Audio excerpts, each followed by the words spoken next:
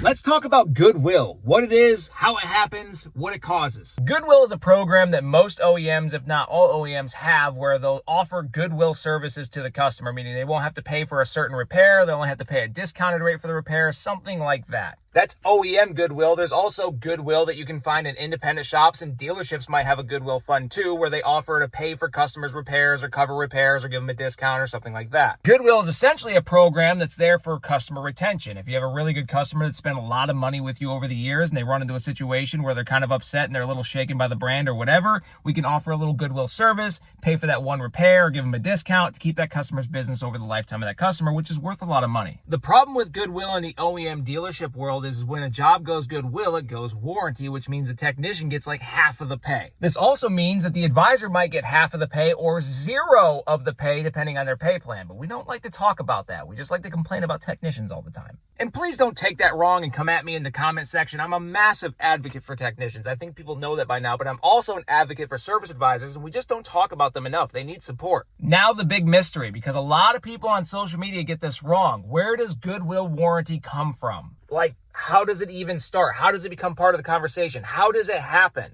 Well, I've worked in 4 different dealerships, and this is how I've always seen it go. The customer calls corporate, the manufacturer, complains about a situation. The manufacturer does an investigation. Typically, if that customer is the first owner, or if they spent a lot of money with the brand or spent a lot of money in service, they're loyal to the dealership. There's a customer loyalty score, if you didn't know. They look at all these things. They'll actually call the service advisor at the dealership. They'll do an investigation and make a decision from there. If they decide to goodwill it, that's it. They goodwill it, and it's it. The customer gets a half-off deal or a free deal, and the technician gets hosed, and the advisor gets hosed. Whatever happens, happens. Now, the advisor might be involved here, so don't get upset, but the advisor's just doing his or her job when they say, hey, Mr. Upset Customer who's about to bomb us on a survey and affect my paycheck, what I can do is let you know if you have anything that you want to complain about or anything you're upset about, you can call the manufacturer and air your complaints.